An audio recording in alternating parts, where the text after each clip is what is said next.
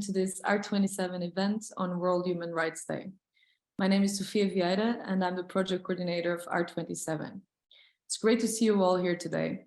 Please feel free to say hello in the chat and share with us where you're tuning in from. art27 is a platform for artists, arts organizations, and arts educators, working for inclusive societies, hosted and coordinated by Musicians Without Borders. Founded in 2017, art27 emerged as a response to growing concerns about rising xenophobia in European countries and the plight of refugees and asylum seekers in Europe. We believe that the arts have a vital role to play in creating more inclusive and culturally diverse societies. Today's event, entitled Picture Urgency, will explore the role of visual arts, comics, and photography in building new narratives around social inequality and fostering meaningful change. How can artists and change makers facilitate radically different futures in which all have the rights to life, self-determination, development, housing, and food? How can the power of images be harnessed to enable these different futures?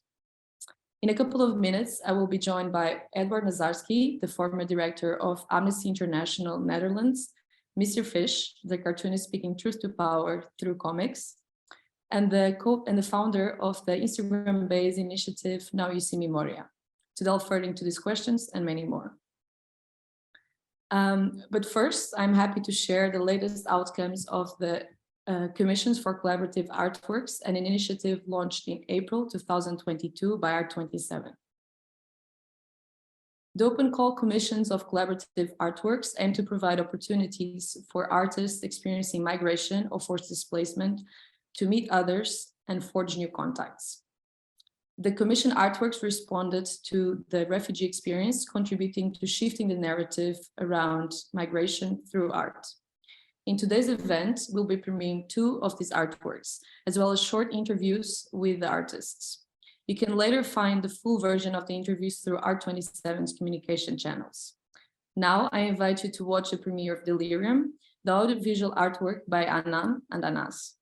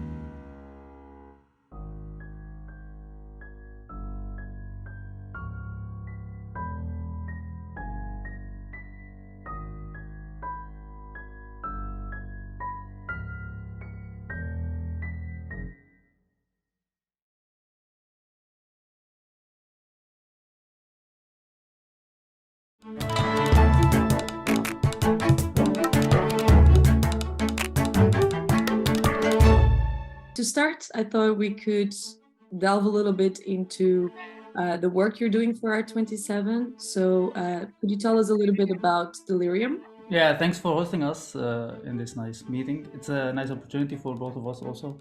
So Delirium was supposed to be an experimenting process between music and visuals that express our experience through the war. Yeah, it's. I think Delirium comes from the many unprocessed thoughts and experiences and also memories that happened in this transitioning period between coming from our home country back in Syria to Holland, and all these unprocessed thoughts leave in a way some heavy weight on the mind, creating this kind of vague and foggy vision on how we view our memories back in Syria and how we view that experience of transitioning coming here. And we had the idea since we met that we should work together. And yeah, we usually, when we used to talk about our experience back home or after arriving to the Netherlands, we share many of the struggles, but also many of the stories, and that connected us somehow to a deeper level. And then we started to think on a practical way how we can express ourselves with music and art. So since you both are kind of working with different disciplines, how did you come to make the decisions you made in regards to Delirium? Through the sharing ideas that we were discussing already, and through the experience that we both went through. And of course, we share also the war experience, which is actually the basement, or like the basic idea behind Delirium. We were talking a lot about how we feel about our past back home, but also the transition period when we got in Europe in the first period, and this struggle with the nostalgia that you're still having, but also with the new situation that you are in, and how you can, or if you want even to adapt, or you want to stick to what you are actually with all your experience. And later on a later stage, when it's only about nostalgia and trying to actually express what you have and had already before in the first period, I mean, it's a whole struggle. If you want to be melted in this society, or like in the new society, or you want to be yourself in that society, and not taking what that society have, and just because you want to feel that you are part. And how do you hope that people can experience Delirium? I think, like, first of all, what came to my mind is acceptance. Not accepting the work and not being, I don't know, not saying that it's a bad or a good work. No, I mean to get the message of accepting the others, and accepting the difference, and being open to the other stories, or like others' stories. Probably people who would listen to this, not all of them have experienced war.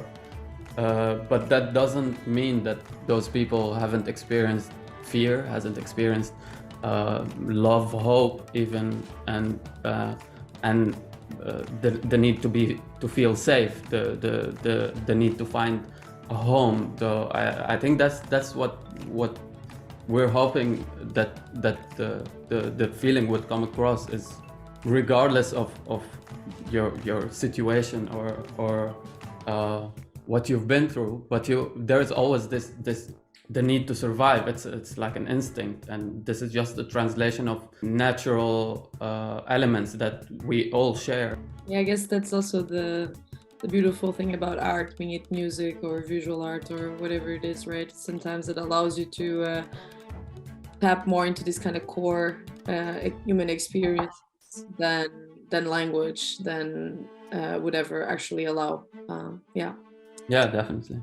Thank you so much, guys. I think this is it was a pleasure talking with you and hearing about your thoughts and ideas. I hope you enjoyed watching Delirium. If you're curious to hear more about their creative process or the story behind the work, check out the full interview through Art27's communication channels. Now, let me introduce our mediator for the evening. Edward Nazarski served as the director of Amnesty International Netherlands from 2006 to 2019. He's a passionate advocate for human rights issues and the better treatment of refugees in Europe. Please welcome Edward Nazarski. Thank you, Sophia. I would like to say a few words on the human rights and the developments regarding human rights in the world and also in Europe. Now, start 74 years ago, but don't be afraid, I won't talk too much on history. But 74 years ago, the United Nations on this very day adopted the Declaration on Human Rights, which has been from that time a very important background and a very important fundament for the establishment of all kinds of human rights agreements and treaties and conventions, which have been extremely important in making the world a bit of a better place. This Universal Declaration on Human Rights is a very practical document. And what I wanted to emphasize is only the first sentence now of Article 1 of this Universal Declaration, which starts with one sentence: every human being is born free and equal in dignity and rights. So every human being is born free and equal in dignity and rights.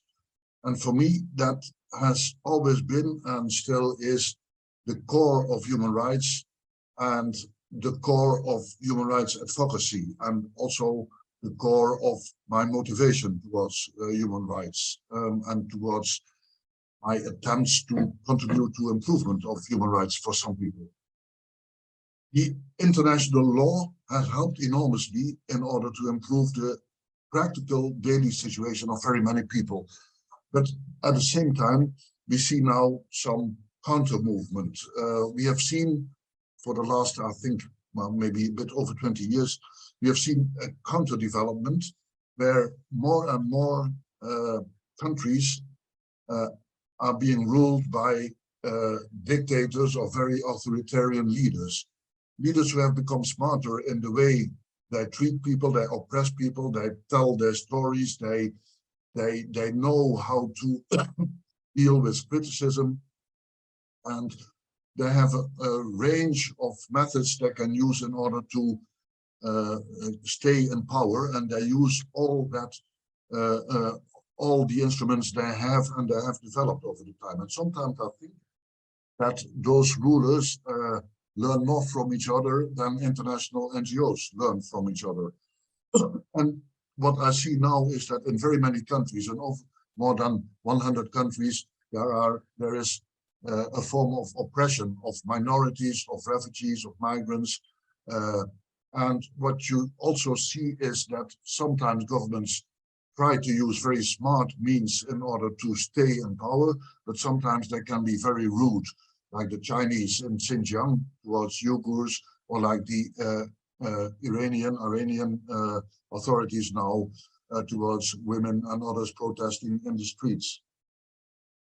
It is extremely important to realize that the international community, the United Nations and what is attached to that, the Human Rights Council and other gremia, sometimes they are successful and sometimes they come to successes, like the decision and the adoption of a motion that there will be an independent investigation into the use of violence by the Iranian authorities towards protesters in Iran. But also sometimes it feels hopelessly like at the same topic, China managed to influence the vote on an independent investigation on what's happened in Xinjiang in such a way that it was rejected this proposal, and it was even after the rejection, it was applauded by the people who opposed to that. So there will be no independent international investigation, and the Chinese can just go on and saying, well, what we do for the Uyghurs is for their own best. So it's a bit of a mixed assessment on the successes of the international gremia, but in general, I would say that the international fora are not powerful enough to stop human rights violations. Even more, some international fora and some international gremia contribute to human rights violations. And I'm sorry to have to say that in the European Union, the treatment of migrants and refugees at their borders is in striking contrast with everything they agreed in European values, etc., and international values, strikingly in contrast with every human being is born free and equal in dignity and rights. And people in Bulgaria, it was just revealed, are now in all kind of detention facilities. Horrible to see. People in Greece, well, you all know that what happens what happened in Lesbos, and I was just a few weeks ago in Athens and saw there how refugees, after they have gotten a status, a recognition as refugee, are just simply put on the streets and made destitute, and then they have to sort out what they do, but the government doesn't do anything for them. What happens now at the Polish border with Belarus is also a direct violation on human rights principles. So, and the pushbacks by the Greek, by others, by Bulgarians, are this sometimes with the facilitation of Frontex, the European Border Agency, are striking in contrast with human rights principles. So it is necessary then to be more powerful if we want to improve our on our actions and want to make a higher impact. And I think that's what we all are looking for. Now, some governments do sometimes want to be more active in the international gremia. The Netherlands is sometimes one of them, sometimes Norway is one of them, Canada is one of them, and there will be more countries that want to improve.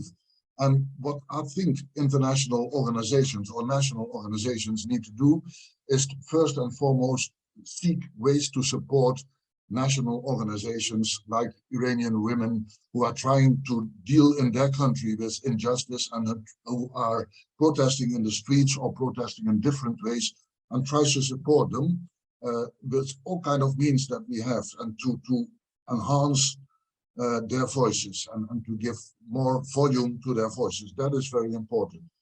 The second thing is, I think, to encourage our governments to do more and to be more active. Day before yesterday, I heard a speech by the Dutch Minister of Foreign Affairs on human rights. And my first idea after hearing that speech was, well, if we don't find means to fire up this minister, it will not work, because then it will be very easy to say, well, listen, we don't want that. If we start talking human rights, all doors are closed, etc. So we have to find ways to support them better, or to chase them up if we want to in a peaceful way, of course, but to chase them up, to do more towards the defending of human rights. And that's where NGOs, non-governmental organizations, civil organizations come in. And that is very important, I think. And one of the things we would need to do, and what would help very much, is that if NGOs, international organizations, local organizations, can find ways of having a stronger voice, of having stronger influence. That can be in lobbying, that can be in campaigning, but that can also be in use of the arts, because the arts sometimes give a different approach to things that have been said already for very many times. The arts give people that are voiceless, can give people that are voiceless a voice, and the arts give the opportunity to think in a different way on some topics like injustice, and some topics like what can we do to improve the daily lives of people that are in unjust situations. So I hope that this seminar will contribute a bit to thinking on what arts really can do in improving the advocacy of organizations, maybe to do it on their own, maybe to do it in collaboration with organizations, not having the idea or the utopian idea that arts can do it on their own, that would be simply too much, I think, but just thinking of what can contribute, what can create a different mindset of people, what can help civil organizations to have a more powerful voice, and what can convince leaders, political leaders, to change their behavior or to advocate with more passion for human rights. I think that if we come to some elements of what we could do there, we would have a very successful seminar now. And that is what I wanted to say in the beginning of the seminar. Thank you, Sophia and Ed, for inviting me for this. And I will be happy to give the floor now to Wayne, if you'd like to join us, you can take the stage. Wow. Can you hear me? Yes. Well, thanks a lot for inviting me. This is the kind of conversation I have continuously, and I never ever tire of it. It's a complicated subject, but the solution to so many problems are actually very simple. So rather than just show my beautiful face, which I know is thrilling to everybody, we can have that in the discussion portion. If Ed, you want to share my slides, I will begin with that. So one of the things that I will be talking about, there he is. I figured I started with something. I wanted to start with an image that was very inviting to people. Ironically, he says. One of the things that I really want to talk about is, just very briefly, is the responsibility and the power of an artist using images. I consider it a completely separate language from text. So let's see the next slide. So the question is, what is an artist? Because so often when we consider art, we're looking at the artifact of art. We're looking at the thing. But what goes into the creation of these things? One thing that I've always thought, and I have many artistic friends, and I've studied the history of art for quite a while. One of the things that we can say is that an artist is somebody who, when he or she is trying to develop a piece of art, usually they're in a private space, and usually that they're concentrating on what they want to communicate, and as far as what they think and what they feel. And when any of us are in those private spaces and we're deliberating on that question, it's very hard to lie to ourselves, because what we're doing, we're trying to figure out a truth that resonates with us as a truth. So an artist is uniquely qualified, I would argue, in these private spaces to ignore the pressure of what we can say is bullshit in order to produce just blatant truths, blatant expressions of what we really, really believe in. All right, next. So given this as just an example of how an artist might approach life, I will read it for you. We'll go from the smallest to the largest. First is the artist trying to create a piece of art that acknowledges the beauty and vulnerability of the single human being. And then another one that celebrates the cohesion of a family. And then another one that rejoices in the strength of community. And then another one that thrills to the limitless possibilities of the nation. And then another one that seeks to embrace the massive camaraderie of globalization. And then another one that struggles to maintain a sense of individuality among multiplicity. And then another one that complains about the cacophony of competing visions of truth and morality. And then finally, and then another one that wonders why it's so hard for everybody to appreciate the beauty and vulnerability of the single human being. And I think that that is one of the things that that Edward spoke eloquently about, just that with what he said, is about acknowledging the individuality and the vulnerability of us as single human beings. It's really, really key. And so as long as we can steer clear of all the labels that actually separate us into different camps, and we try to codify the human experience, there's hope, because there's the universality of this thing that makes us all precious and worth saving. All right, next slide. So why use art? One of the things I always like to tell people is when it comes to the difference between art and words, words represent how we communicate with reality, and images represent how reality communicates to us. And it's how I approach my work, because I'll use the word bullshit again. Bullshit is really a concoction of human consciousness. It's created. Reality does not communicate in that way to us. It's much more obviously, it's indifferent to human beings. So it's going to be very blatant in how it communicates to us. Okay, next. So for example, what you're looking at here is the top portion of the screen is what the sunset in the Grand Canyon here in the United States looks like. And below that is a painting by Mark Rothko. And I show these two because what this represents to me, if you are in a natural place, if you visit the Grand Canyon, and I'm sure there's other places all around the world that have equal stunning beauty that we can absorb and appreciate, what's the one thing you can do to mess up the moment of feeling fulfilled and this transcendent feeling is you can try to explain it. You can try to explain where the colors are coming from. You know, if you try to intellectualize it, the meaning is lost. And it's very similar to looking at a Mark Rothko. What Mark Rothko was attempting to do with these giant abstract expressionism pieces was there's nothing literal about them. So what the attempt is you stand in front of these giant canvases as you would stand in front of a scene like the Grand Canyon, and you would find that your mind and your intellectualizing of your experience is inadequate. In order to breathe meaning into the experience, you need the rest of your physiology. That's where your emotional center is. So in order to understand the meaning of life and the meaning of why we're here, it's not just about figuring it out with your mind. It's about figuring it out with your heart and your mind. But I always argue, start with the heart, because that's where the truth is going to resonate, and it's going to have a greater validity and greater staying power if you accept it. And then we can talk about it. Okay, next. This is a piece that I did to accompany an article by Chris Hedges about the dangers of the fossil fuel industry.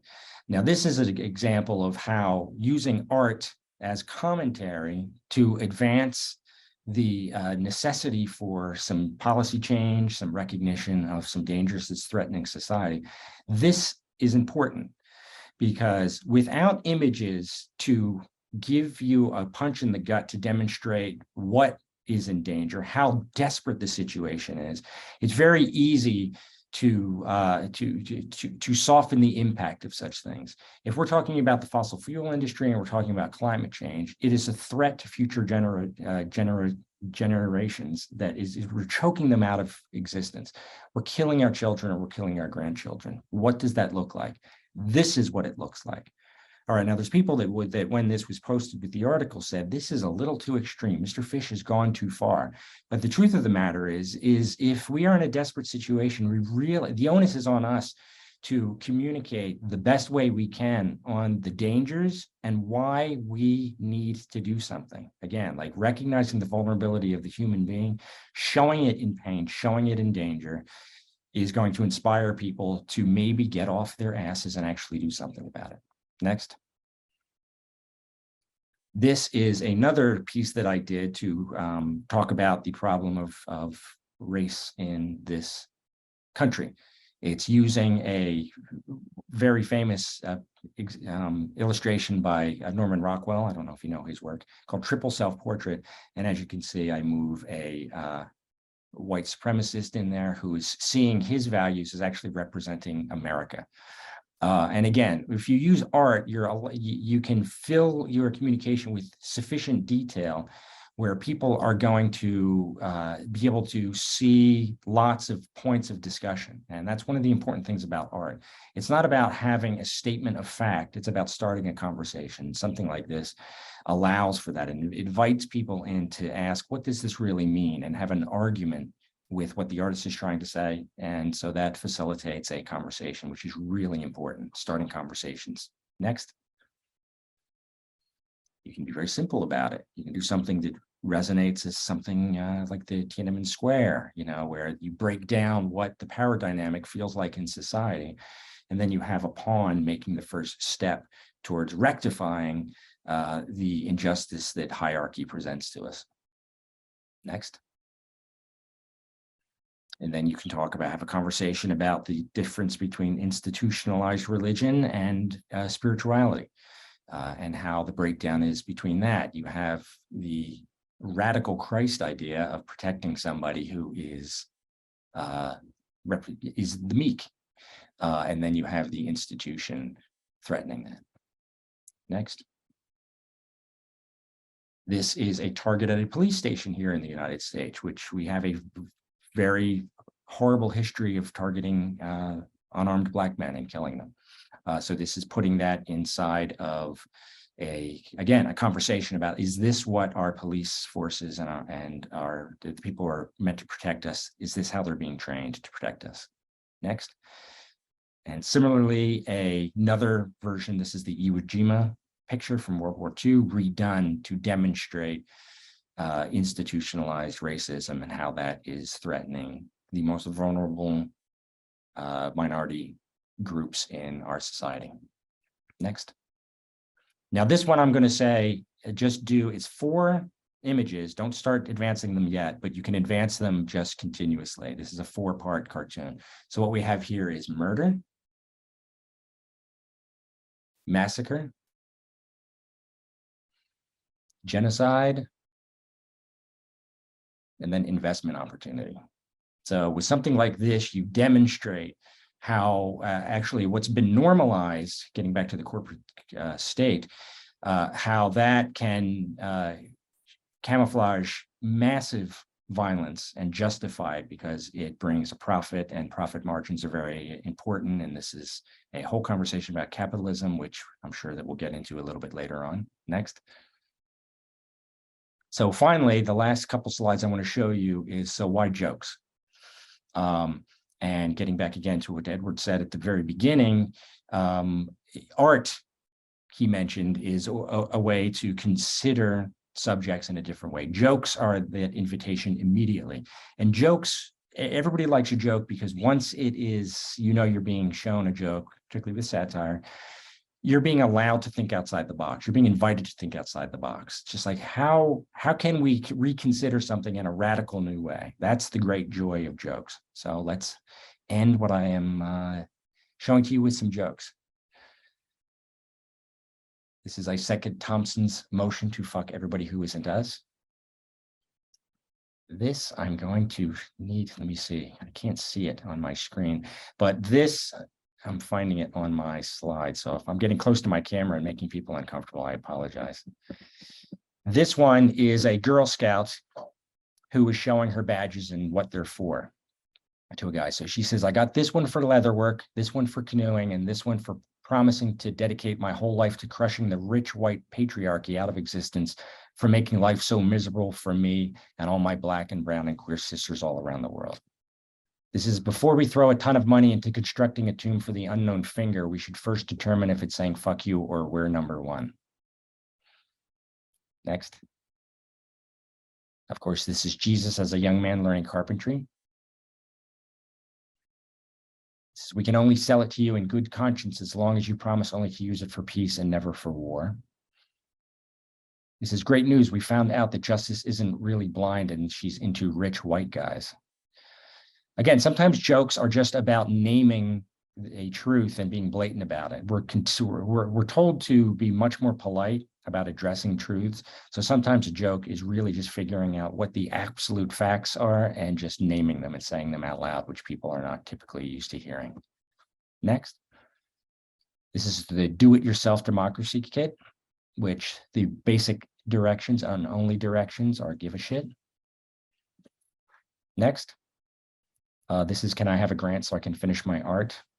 Figured this was important and key to what we're talking about. As an artist, this is what I face and many of my colleagues faced day in and day out. And finally,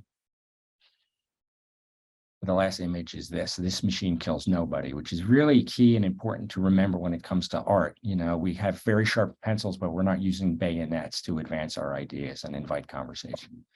So that's why I included that. So that is what I got. Thank you.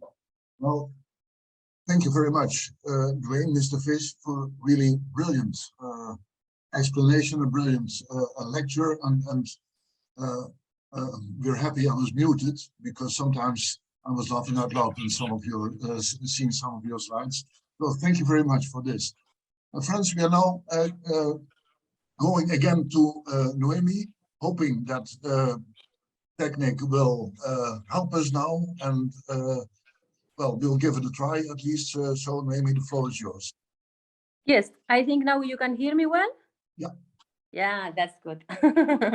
Okay, that's perfect. Yeah, well, first, thanks again to Sophia and to art27 for having this opportunity to explain a bit about our project, Now You See Memoria.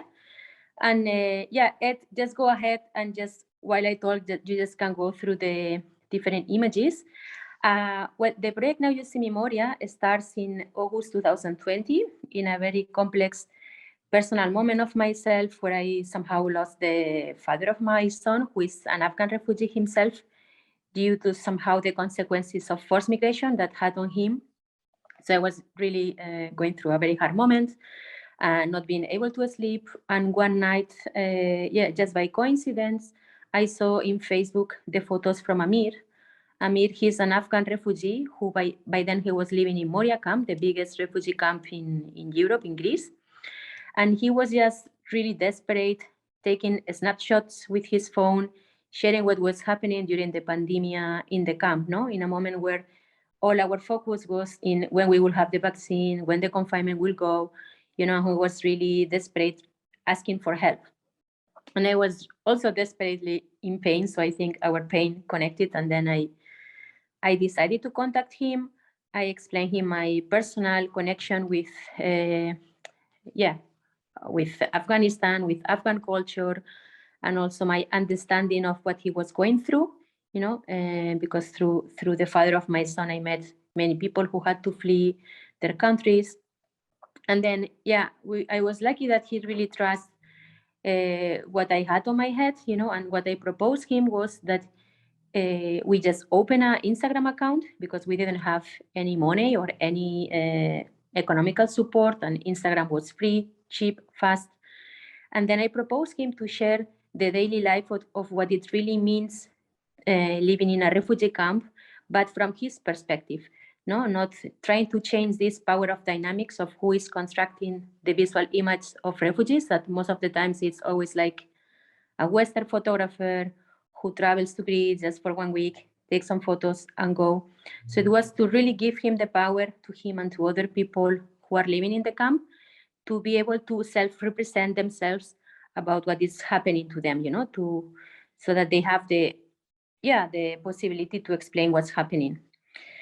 Yeah, and we just started with Amir, very slow, just sharing what was his daily life. And after 5 weeks that we started the project is when there was the big fire in Moria that destroyed the full camp, living, by then there was 20,000 people, more or less, in the camp, living these 20,000 people in the streets for almost 10 days until they were transferred to this new camp.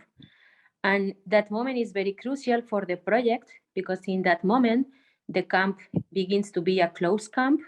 So the access to photographers and to journalists is forbidden. So by then, the photos of Amir and other people who joined the project, other people from Syria like Quatiba, other people from Afghanistan like Ali, Mustafa, and later on also women like Narges, Atina. You know, we have had many people who has been collaborating in the project. So their images become even more important because, yeah, there was really not information about what was really happening inside with images. And then slowly, we had a lot of people who start to follow the project in Instagram. But for us, it was really not enough, you know, because we really wanted to find ways to try to reach every single citizen in Europe. And that's how, at the end, we came to the idea of these posters in order to try to use the public space. So what we did is we made an open call for graphic designers in Europe. Yeah, thinking that 7 or 8 persons will reply. We didn't thought so many people were going to reply, but yeah, it was a really beautiful and emotional, unexpectedly, and then suddenly we have like 500 graphic designers across Europe who were willing to create some posters. And then what we proposed to the graphic designers was to use all these photos, like the one that you see right now, for example, that is really important, where you see refugees, they are playing chess. This is a kind of image that you will never see in media, because they are always portraying refugees like in two different ways. One is really like a threat, like something that you should be scared of, like with these images of boats, with the orange vest, with always the tsunami, crisis, problem. So there is always this use of language so negative, that always make people concerned, or like it's something, a refugee is something that you should fear. And the other is always this close-up portrait of a woman crying with a baby, or a man crying with a baby, where they are really victimized. But what happens with this is that as we are so exposed to pain with images, in media, we have become somehow numb. So we don't react so much anymore to those pain images because we consume thousands of those images every day. And a lot of times you just feel pity, 2-3 seconds, and nothing else happens into you, and you continue with your life, and you don't even question why those persons are in that situation. And instead, with the images that we try to share, you see, of course, we show the bad things of the camp, the bad conditions, the bad food, the bad hygiene. But at the same time, we show the resilience, like how they organize themselves, like in the photo you see right now, where they are inside of the tents. They create their own schools, trying to, between themselves, to teach to each other. So you start seeing them having social connections. You see them cooking. You see them sometimes preparing a cake for the birthday of someone, because even though if they are in a camp, they still try to continue and going through their lives. How they, for example, they construct things to protect themselves from the extreme heat in summer, because they are just in these tents and iso boxes, so they don't have like anywhere where to hide. So you really see their resilience and their strength, and you start seeing them as humans. That's what we are trying with the bread, is that you see them as you, and not like something that is really far away from you, or that it's very different from you. That's what we have been trying with the project. And with the posters, we try to confront every citizen who will see those posters in the streets, in the gym, in the offices, with a reality that sometimes they want to neglect, or that they feel fear. Or maybe, Ed, you can find there is also, I put in the presentation some of the posters, so what we manage with the posters is that we try to mobilize many people in Europe, and then they having the call for starting to hang the posters on St. Valentine's Day in 2021, because we wanted to change this romantic idea of St. Valentine's for a humanity Valentine. And then people start hanging the posters everywhere with the idea of trying to people who are against migration, or who doesn't know, or who didn't know about our project, to try to confront them and have a better understanding of what's happening. And of course, later on, we a lot of museums and cultural spaces start to contact us that they wanted to show the project. And we have had many exhibitions across Europe trying to show what's happening. But we also didn't want that only institutions have the power to show the project. So what we made a book that it's called the Action Book. And the book, you have it like the one you see in the photo, the typical book with cover, that for us is like an object of evidence of how we are treating refugees right now in Europe. And the idea is that people buy the book, but donates the book to a public library so that many people can see it. And also the other format of the book, it's all the pages are cut so that you can hang it wherever you want, so people can get the action kit and they can organize themselves.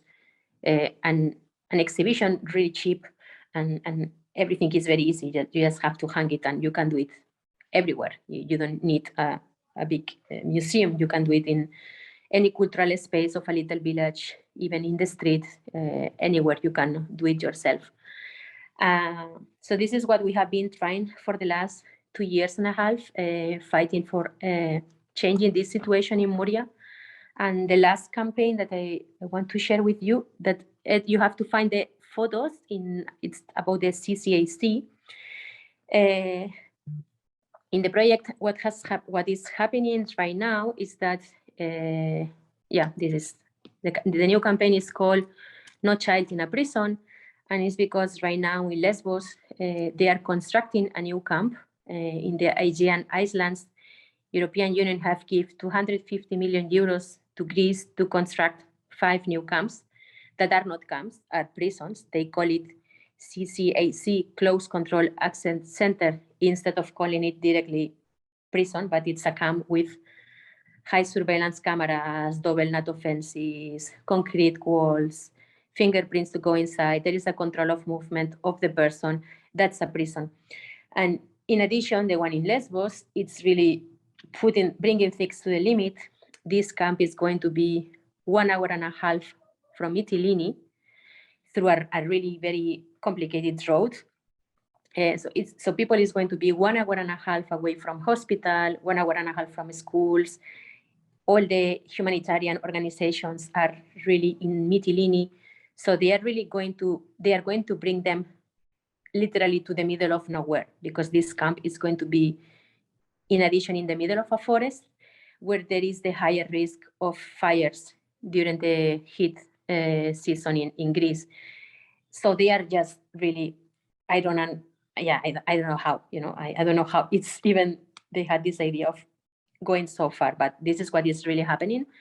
And right now what we are trying is to find legal evidence to try to really stop this camp. And we have created this campaign thanks to a really amazing group of students from the University ABK from Stuttgart, who are helping us to create this campaign, No Child in a Prison, where we are trying to mobilize every citizen in Europe to stop that unaccompanied minors and also children with their families are not transferred to this place, because we are 100% sure human rights are not going to be respected at all. But we just need to try to do it legally, because of course we are always advocating for demonstrations, visibility and everything, but we have realized after 2.5 years that legally is the only way we can really stop it, if we find the way to engage in lawyers, legal organizations who are really willing to cooperate to really demonstrate legally that this place is not a place. It's not a place for anyone, of course, but especially for children. And this is now our fight. It's to be able to stop it. That's the last thing I wanted to really share with you today. Thank you so much. Thank you, Noemi. Thank you all for these insightful introductions to your work. I look forward to hearing more from you in the second half of today's event. I would also take this opportunity to invite our audience to send us any questions or comments. We'll make sure that to go through them very shortly. But now it's time to share with you the next artwork from the commissions of collaborative artworks. We would like to share Çak Bezam. It's a song by Len and Joel. Later on, we'll also share this work together with a video clip. But for now, please enjoy Çak Bezam.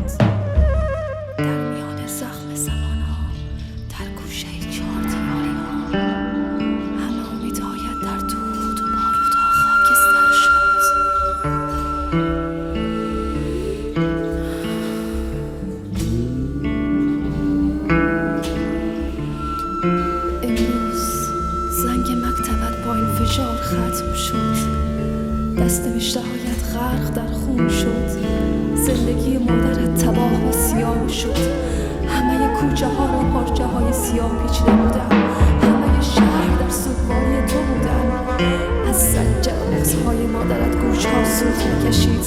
قلب او سوخت وقتی حتی جز پارچه های تن تو چیزی ندید و حتی سنگ قبرت به نام گمنام حکاکی شد.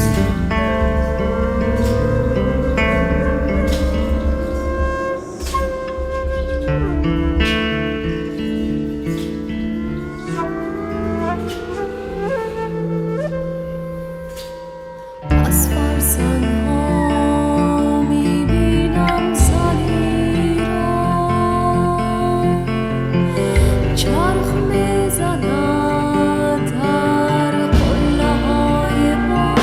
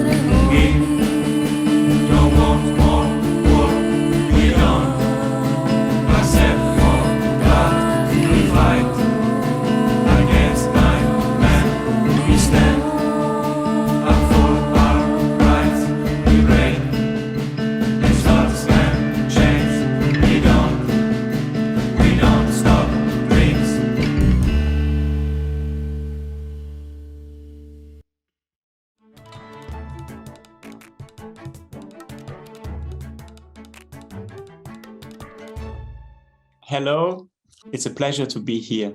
Hello, I am so happy that I'm doing this interview with you, and thanks a lot for your opportunity for us. So I thought we could start by delving a little bit into the work.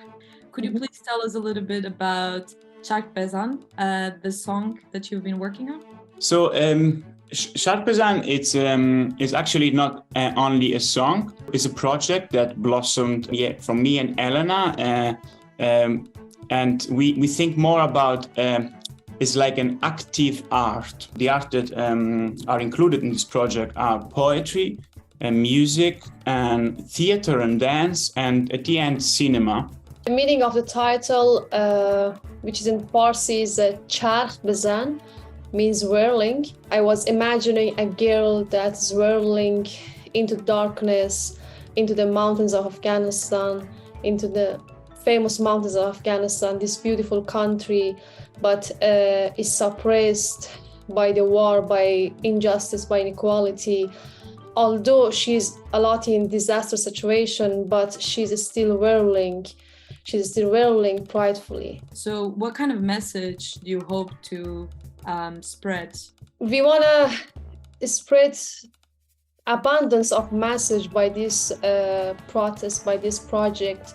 We have women that they don't have any right in some part of the world, like Afghanistan, but they are forgotten and no one is caring about them, and it's getting normal.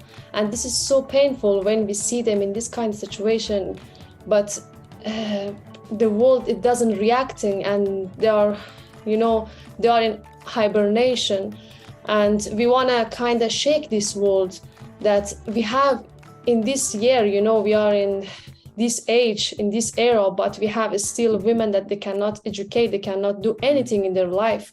We want to share this message with the world to please be awake and be aware of this injustice, and we should care of them, and we should pay attention on them, and we should not be careless.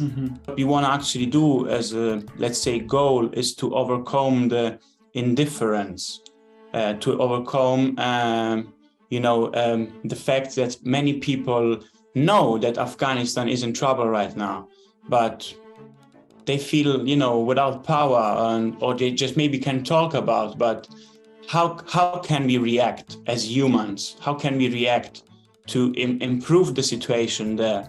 Yeah, so sort of a wake-up call for our... Awakening.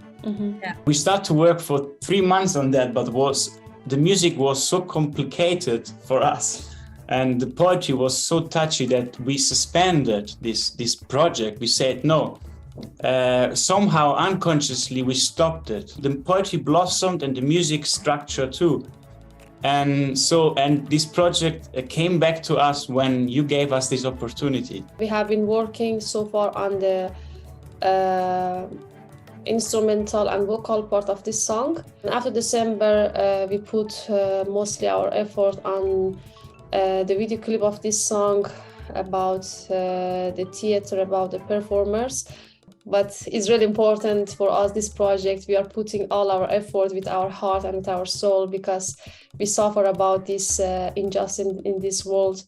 And we are so excited that we have this project, and we dream a lot about this project, and hopefully it will be flourishing. I just want to add that it's a bit challenging, and I want to say it like even in a protest way, that she's not allowed to come to Italy to work on that, because it's not something meaningless. It's something that we should pay attention on that, because for now she applied For asylum in Germany, and so she's stuck here. She can, even today that we are together, it's difficult, but we are doing it, and we will do it. I'm sure you will. I can feel a lot of will and strength behind your words. So I'm sure this project will come together as you dream it. And I hope that also this project might raise awareness about this issue and help people like that are in the similar situation to you, Elena, and help you in that sense as well to overcome these barriers that are between you and and what you want. It was a pleasure talking with you and getting to know Thanks you a lot. better and For know us. what you're doing. Thank you so much. Thanks a lot. Thank you. Oh, dear friends, after all these really impressive presentations, I think it's time to give the floor to the participants, to the audience. Well, I can imagine it could be difficult to start a conversation, and in the program it says a round table, but how we have to do a round table online beats me, for instance, but that's where imagination is taking its place, so let's give it a try. And without further ado, I would like to ask if you want to say something, just raise your hand or do something, or and you can also write something in the chat. But I would be very anxious to hear some first reactions to what you all have seen and heard, and maybe we can take it from there and have one or two topics to discuss a bit further in depth. Well, who wants to take the floor?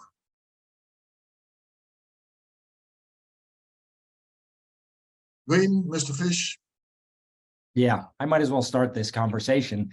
Yeah. One of the things that is a through line with all the stuff that we've been talking about and showing is, and I'm sure you share this frustration, all of you, is that one of the big problems is when we allow power to determine the conversation and to draw the parameters of every discussion, it's extremely frustrating. And one of the things too, one way I look at it, everybody can jump in at any point, is that I always have this great frustration that there's this idea that governments give rights to their citizens. And it's completely wrong. The only way we can look at it is it's the job of governments to recognize the rights of citizens that already exist. We're all human beings, and to Edward, your point earlier about we are born with dignity, we're born free, that is a truism. And so for a government to present itself like it is actually giving privileges, giving rights, allowing us to have certain conversations, attempting to shut down certain conversations, we should all be alarmed at that. And we should all be keyed into why it's important to panic in those situations. And we've seen two great pieces of art today with the video presentations, and both those collections, both those pairs of artists basically talked about the universality of the human experience. So it's really important to recognize that the arts community is one of these key components to this kind of conversation, because the arts community is there to talk about our experience as a humanitarian issue. If you're talking about it from the right or the left, you're a propagandist and you're less of an artist, I think. So it's really important to support the arts community and to do what Naomi was talking about, with these posters, putting them up in public spaces. You're not being sanctioned to do that, right? That in many societies is against the law. It's wrong. These things are going to be taken down. Why is it wrong? Because the power dynamic wants to control spaces and wants to be the determinant of all conversation, and it wants to frame the parameters of debate. And that can't happen. So the important thing is to allow the arts community and artists to freely express themselves so that the society can feel like it's not alone, know that it has dignity, know that the conversations can be much smarter and much more involving than the dominant culture is allowing them to happen. And then what happens is you have a movement that the government then has to bow to, because it becomes inclusive, it becomes large, and then they have to react to it. We cannot wait for people, the elite at the top of a power structure, to determine the course of action. We have to make it look like they have no other choice but to follow the will of people who are looking for dignity and respect and freedom. Whoa.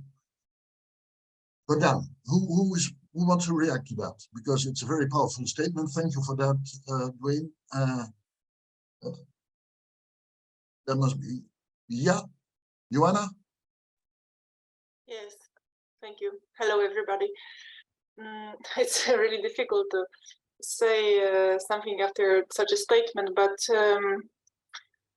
to share what is really on my heart, I would like to say that the idea of human rights has been very close to me for many, many years. 20 years ago, exactly, I remember it was called Olympiada. I don't know how to call it, Olympics about human rights. In a way, changed my life and helped me to kind of make decisions about my education and so on. But today, I must say that I'm very, I think I look at it from a very different point of view. Maybe it will sound pessimistic, but I have a feeling that we will never reach the point that we would love to reach unless we really change a much broader system, how our world is built.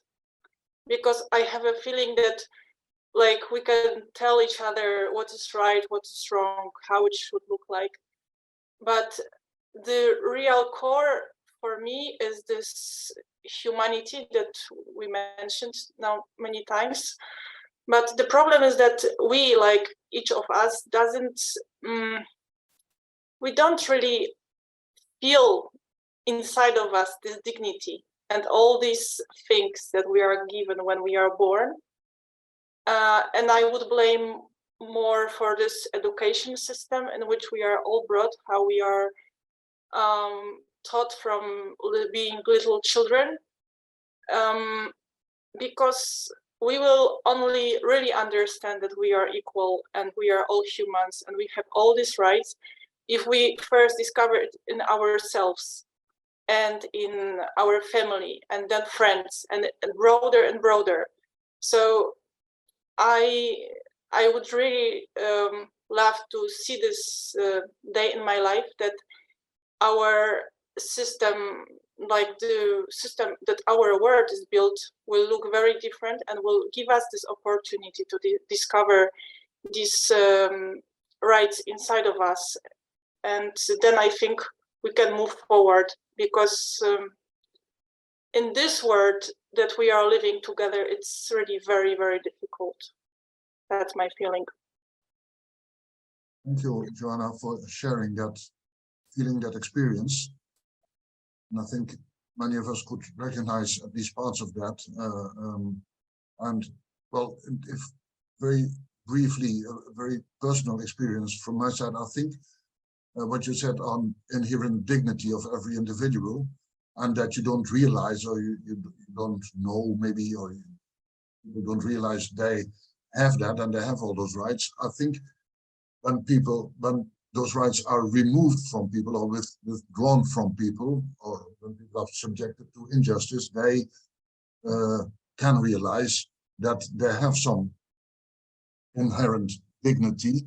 And if that is not the case, that also goes if you meet people who are put in really desperate situations, as goes for myself. And I, a long time ago, in the Netherlands, heard the stories of refugees, what happened to them in the countries where they came from, but also what happened to them in the Netherlands. I much more realized than when I was at university, the power of human rights and the power of international rights, and need to use those tools in order to try to do some meaningful advocacy. But thank you for sharing again, Johanna. And I'm looking around, I'm not really around, looking at my screen to see if there are some other interventions, some other experiences that people want to share with the group.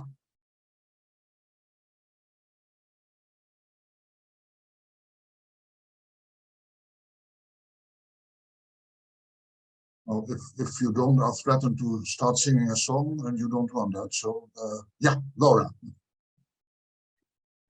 Thank you, Edward, and thank you very much to our two guests and to the artists who have produce these inspiring works. I'm thinking about the question of human rights also in terms of the dominating narratives about human rights and the importance of looking at, I think, as Mr. Fish was also pointing to in many of his artworks, of the kind of silent structures of power behind those narratives, and the importance of not only looking at places or at situations where I guess you could say it's a kind of a clearly authoritarian or primitive power structure, as opposed to places where, and I think we're talking specifically about the question of people in forced migration. Europe is, and the United States as well, are both really showing in many ways the true approach or the true disrespect for human rights and equal human dignity. And I think it's important when we're talking about these things that it's very easy to point to places where clearly people are being denied their rights, from a position where some people are privileged to have human rights, but others are excluded of those, and the importance of exposing that, because sometimes it's more difficult to see, and also because the human rights argument is often used for political power and political machinations, and just that kind of aspect of thinking about the difficulties of human rights. Also, I think as Johanna, I think it was first said, we won't get there unless, I'm not sure we'll ever get there. I think it's a constant struggle and a constant issue of the importance of people raising voices, because as soon as we stop raising voices, then we all lose. And I think there to me is the power of the arts, is to raise those voices in ways that can't be ignored, and that flip the story in some way so that we see all of those dimensions, and we see the ways in which rights are denied to people, not only in these obviously repressive situations, but also in the more kind of complex structures and political organizations which talk a good story sometimes, but in fact, if you look deeper, the actual rights and dignity of every human being is hardly respected anywhere in the big picture. That's kind of my comment. I'd be interested to hear what our panelists think about that. And again, thank you very much for the really great conversation so far. I would like to say something. So a couple things. The question of whether we will be able to achieve it or not is a broad question that we should all sort of have in the back of our minds. But the fact of the matter is we probably will never be able to, just because of how, there's so many of us. It's also how human consciousness seems to function. The ability to relegate people into sort of inhuman categories seems to be a thing, because everybody can think and feel differently, so everybody else will. I mean, everybody will. What we need to start to figure out is how more privileged people, I can speak for myself, I can probably speak for everybody, I mean, we're all on a computer, so we have a certain amount of privilege. How do we self-censor? How do we deny ourselves what are the full realization of our human rights and our human responsibilities to each other? As so long as economics determine our value inside society, we're in deep trouble, because there's many people who will not speak truthfully or eloquently about the need for equalizing our experience as a global tribe, because in certain societies, broaching that subject makes you sound dangerous. You sound like an anarchist. You sound like somebody who is not respecting, again, the structure of the hierarchy. One way that I thought about this years ago when I was having a conversation with somebody. For me, basically breaking it down to this very simple equation. If we think about economics, right? Because economics actually, it's what enables us to have food, a roof over our heads, human dignity inside of society. So there's certain rules that we have to do to surrender to in order to live with dignity and the most basic human survival needs. Is acknowledging that there's an economy, that we have got to be a cog inside. So if we consider economics, it's an accumulative value system, meaning that it goes up and down. The more capital you have, the more value is present, the less value. Now, if we consider human beings, that's an intrinsic value. It runs this way. Everybody has this equality. We're born into with equality and with the rights to dignity, right? So it's an intrinsic value system that runs like this.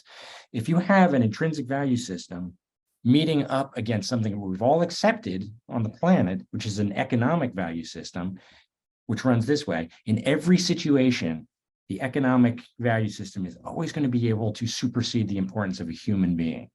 And that's what surrounds us. That's why there's an economic crisis. That's why it becomes very difficult. And Sophie can even probably talk about this. I mean, with art27, any attempt, any organized attempt to right a wrong, the first question that people have to ask is, how are we going to fund this?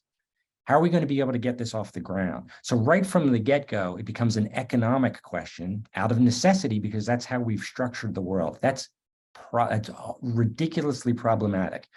So again, just getting back to what I said before, is what I consider the only hope we really have is to recognize those structures as concoctions that are deterrents to enabling us to evolve into something more enlightened.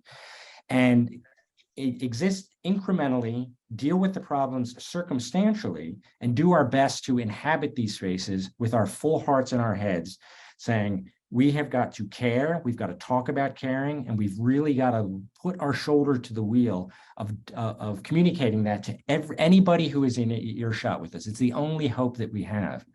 And again, is that possible? Is it likely to happen? I don't know, but the important thing is it's the right thing to do. So inside of the exercise of doing it, because it's the right thing to do, we should all get in the habit of doing the right things and not worry about the strategy on whether or not it's going to succeed or not. Thank you, Mr. Fish. I'm tempted to react to that, but as Laura says in the chat, beautifully said. Anyone who wants to react to that or to anything else that has been said until now, or wants to add a new perspective? I just want to comment one small thing. I mean, maybe I'm the most optimistic person in this world, but I really believe that we can change it, the situation. Otherwise, believe me, I will not be spending so much time myself in these campaigns and with the bread of Now Is Memory, because I really believe that we can change it, and we just try to find strategies to do it. And as Dan said, it's true that funding is something. It's true that when you start, like, if for doing something you start that you need money, then we have already a problem, But I really believe that there is many initiatives that have been built without any money, and I can explain it about Nayus Memoria, for example. We have done many things without having any euro, for example. So I think it's that at the end, individual citizens were really touched or engaged for a specific cause.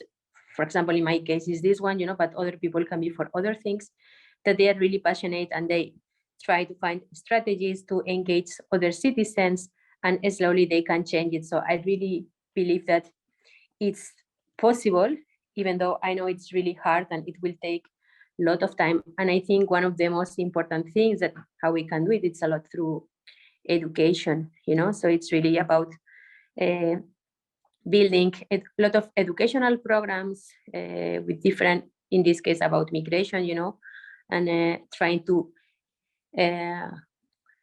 break all these bad education that has been constructed about migration, for example, and how people always think like they are a threat or that they come to steal your job, like a lot of things that are like some beliefs that are constructed by specific lobbies who have those interests, so that people have those kind of thoughts. And for me, I think the change is possible only if we just, for example, with the group of us, each of us, some have maybe more power or less power depending on their jobs, but I think each of us we can do something. For me, it's not about a superhero who is going to change it, but I think if every person, at least the ones who are right now here, if each of you think tonight what you can really do, for example, to try that no child is transferred to this place, try to think what you can do and do it. Maybe just to hang one poster, maybe someone has the knowledge to write an article about this, maybe each of you will know how, but it's really about start doing. For me, it's talk less, do more, just do something, even if it's little, because if someone does something little, but another 10 million persons does something little, at the end, so many millions of little steps can really make a big one. So for me, this is my just message for you, that I hope that tonight you really think strategies yourself of how you can yourself stop that any child is transferred to this prison, because this is happening in your Europe and in your territory, and this is not something so far in Iran or Ukraine that you feel that you cannot do anything. I think for this, there is something you can do, and I think it's really important people start believing that they really have more power than we think to believe that we don't have. Of course, we have a lot of social structures and who are trying to stop us. But if you think about all the changes in history that we have made, it has come always from society. It didn't come from a politician who, I'm going to do this for these people.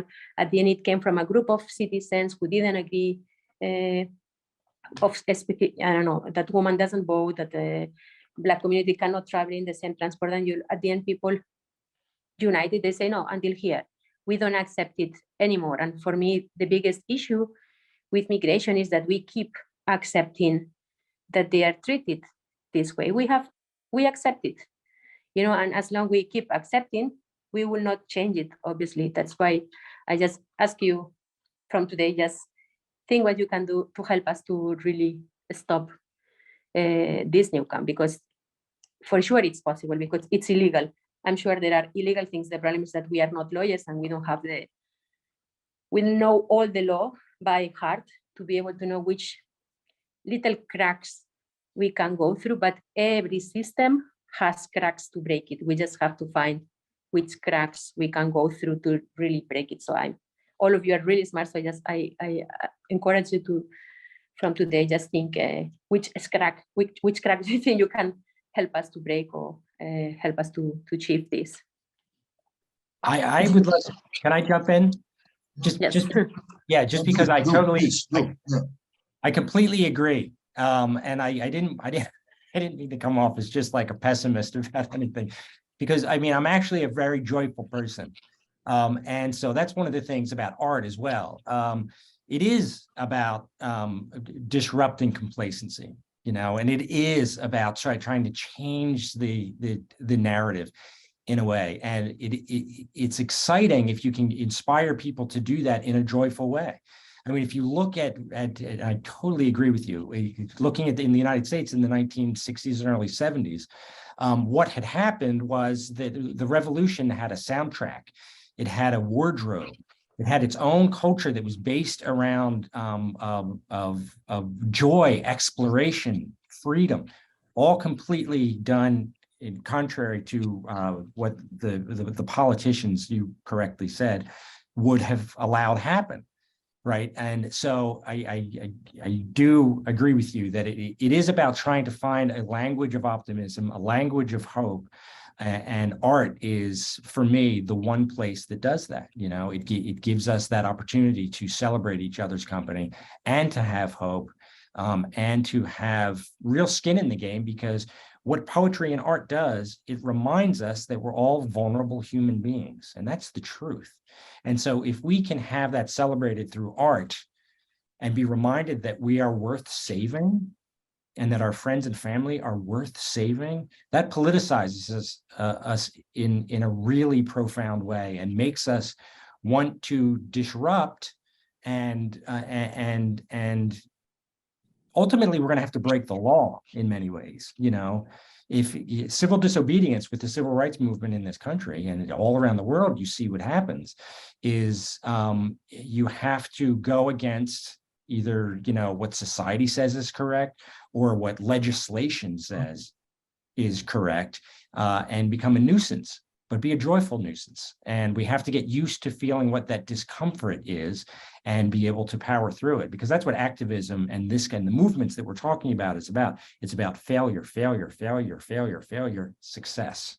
It's building up the calluses of resistance and being able to maintain the energy level and the endurance to get through it all. And again, if we have a soundtrack and we are all linked and love each other's attempts to make the world better, then that's what gives us sustaining power towards some sort of success.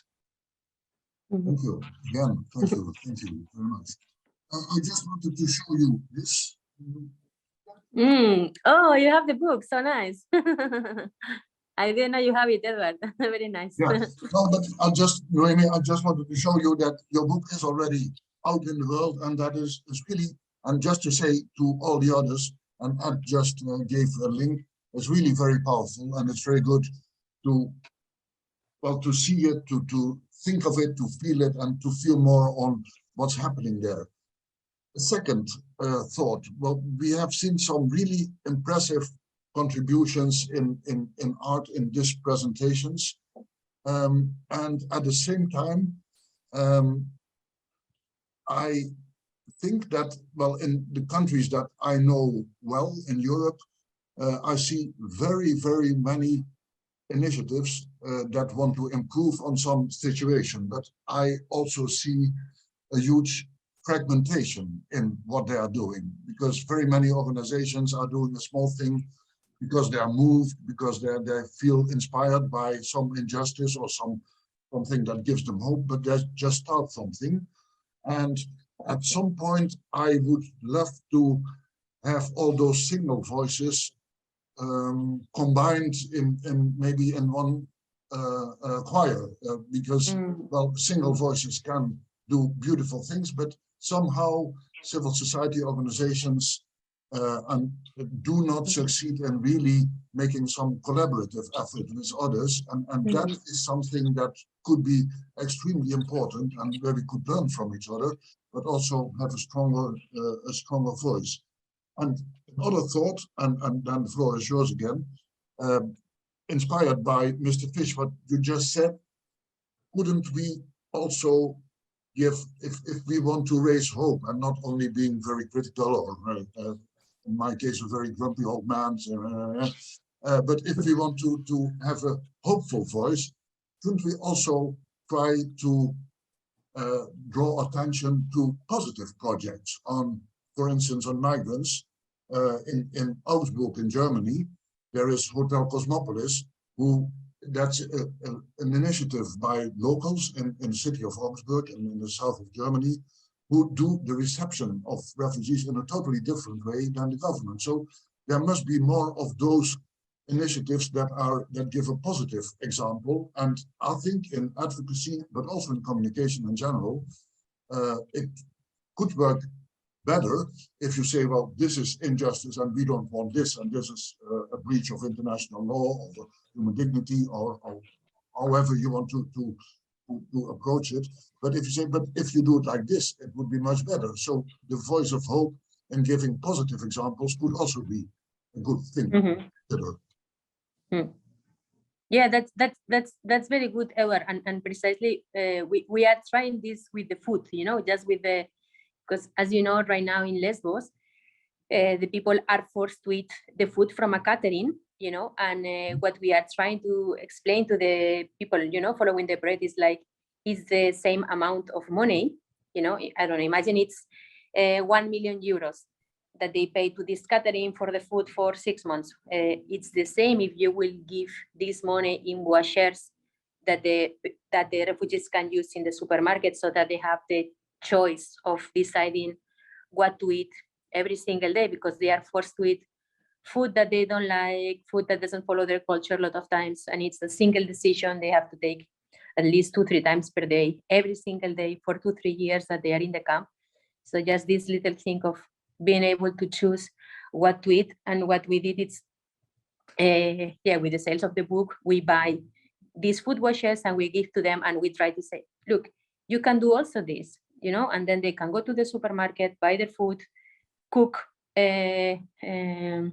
whatever the dish you want, instead of forcing them to eat this food. So I agree with you that really showing positive examples of how it can be done, from different initiative. I think that's very important, because a lot of times it's like people think, this is the only way, and they don't know, it can be done differently with the same amount of money, or it's even cheaper sometimes, because we really think that it's cheaper they give the food washers to refugees than paying this catering. We know 100% for sure it's cheaper.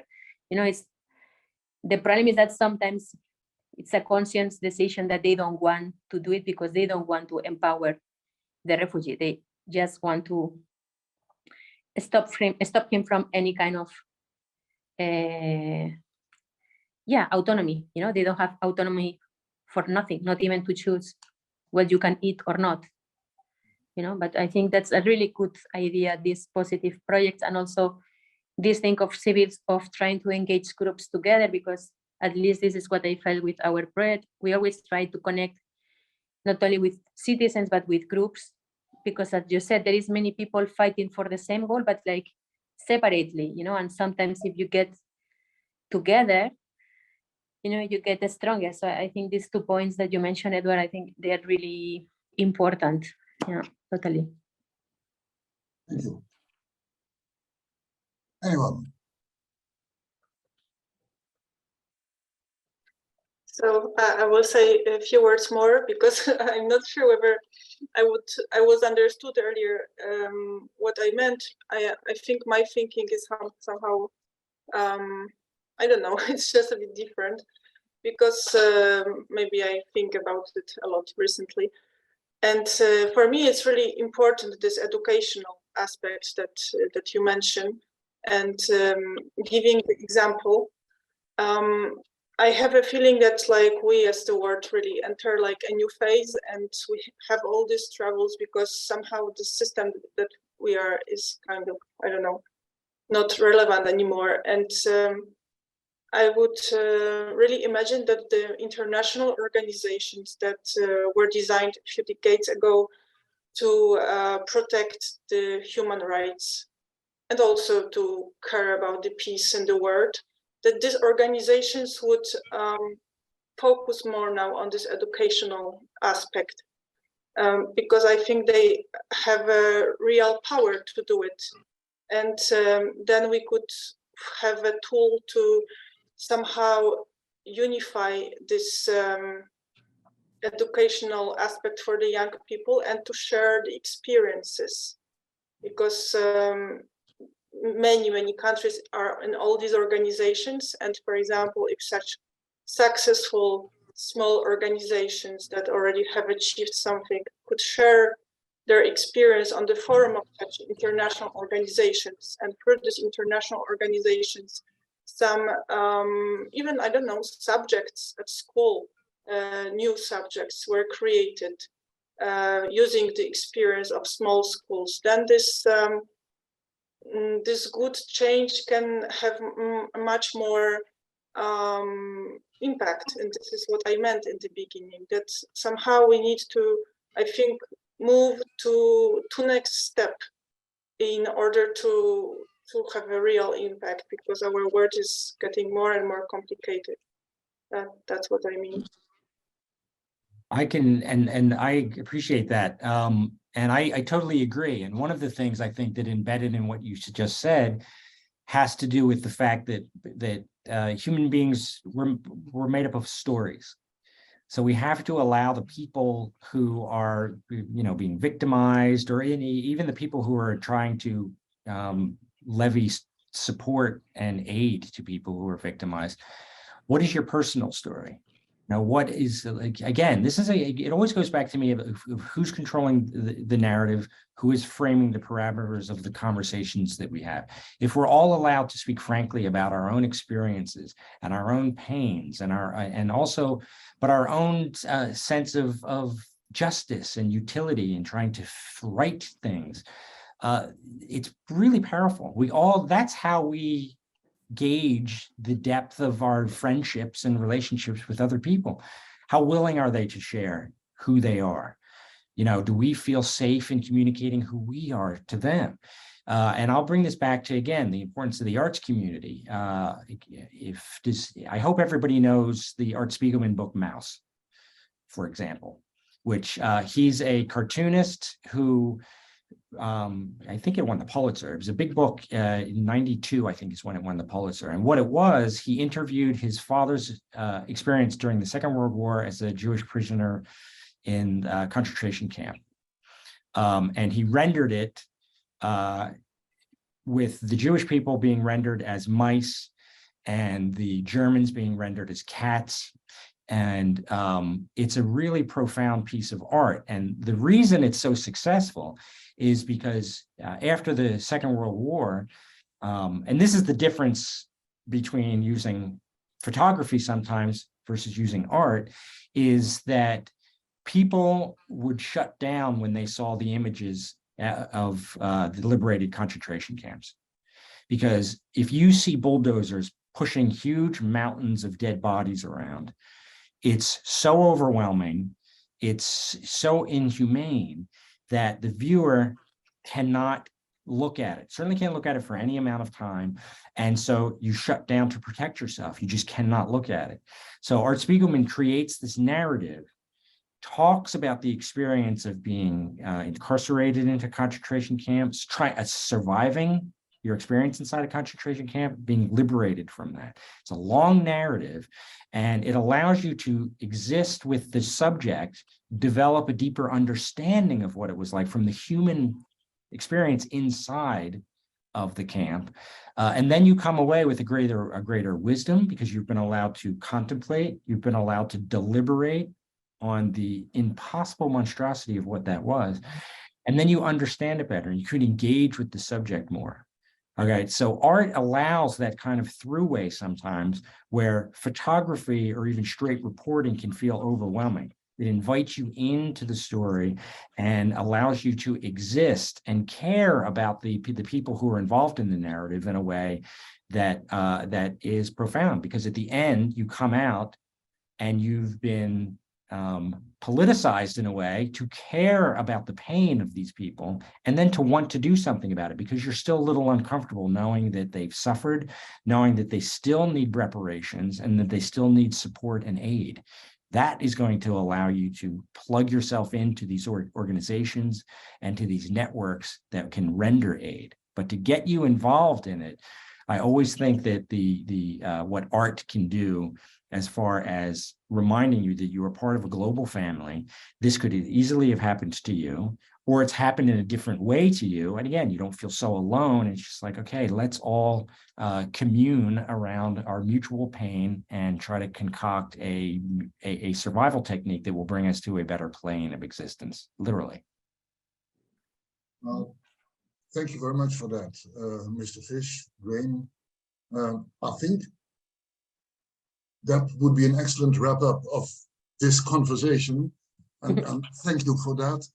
I think we had very many thoughtful and also inspiring contributions, and we have to finish now almost. So thank you all for all your input and contributions, and for the famous last words of this meeting, we give the floor and the microphone to Sophia. Thank you, Edward. Thank you, Dwayne. Thank you, Noam. Thank you to everybody who contributed to today's discussion. Before we go, we have actually one last interview clip for you. So we'll have a little bit of an excerpt from Johanna and Mariam's interview. They'll release their song in the upcoming months, so please stay tuned through our communication channels. But for now, please welcome Mariam and Johanna's interview.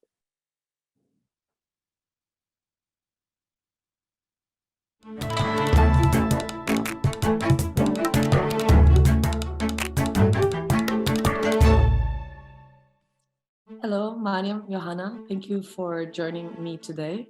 So I was wondering if you could tell us a little bit about the letter to Ukrainians so that we can share it with our audience. Hello, Sophia. Very nice to meet you, see you, and thank you for the invitation for us today. We are working now together with Mariam on a song that we hope will be our message to the Ukrainian nation. We've been working on this song for the first few months of the full-scale war in Ukraine that started in February this year. Yeah, like the song is full of emotions that were together with all of us during the first few months of this tragedy that the Ukrainian nation was going through. With our song, we wanted to express our solidarity with all the people that are suffering in this war. We wrote this song not really thinking about the big political scenes, but about the poorest, the smallest, all the ones that are the most vulnerable and suffer in this war the most. So how do you hope that the audience, the Ukrainian people, experiences the letters to Ukrainian? This song is like an anthem and a prayer. And when I write it and when I read it, I understand that I feel better after reading this song.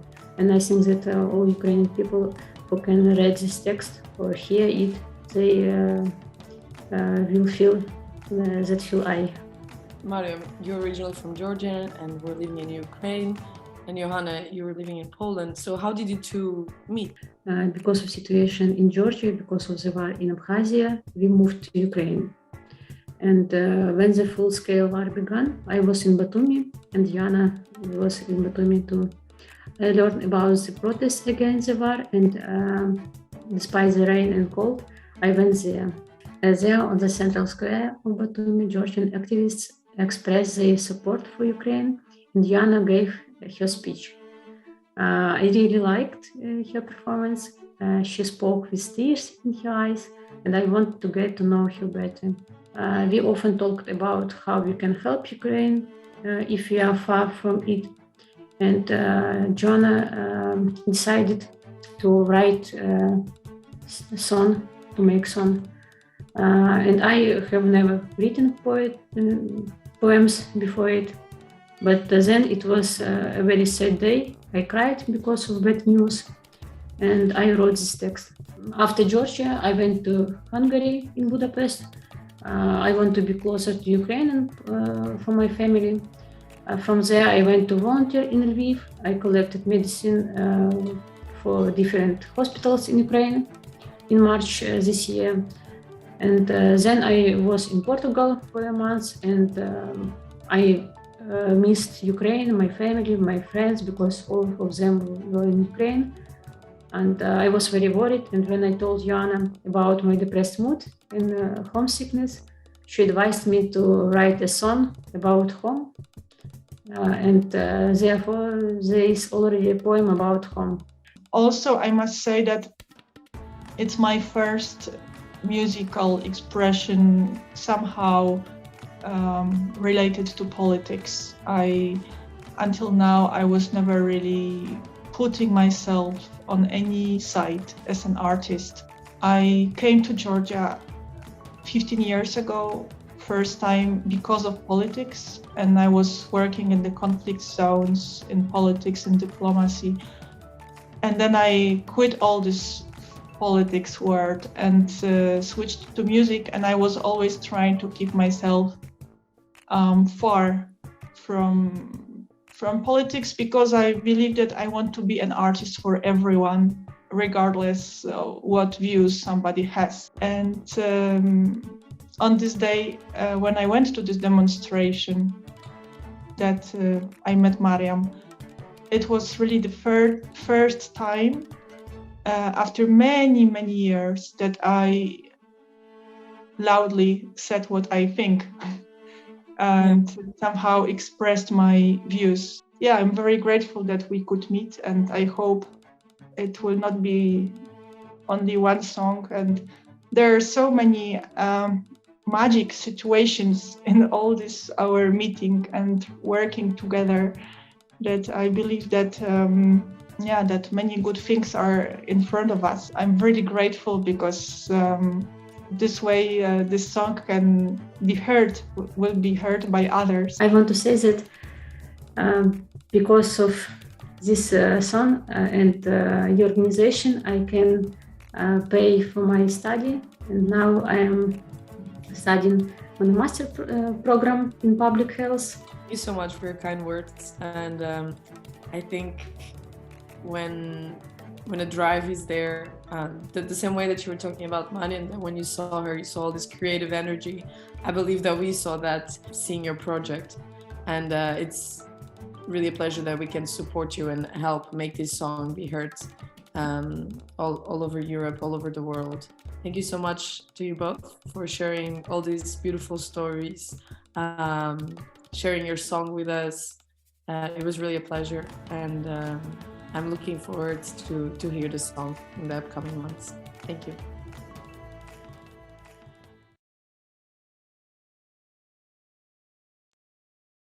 What a great way to end this event. Thank you all for joining us today. I hope that today's event has inspired you as much as it inspired me. And I look forward to seeing you at our next event in 2023. Enjoy the rest of your evening. Thank you all.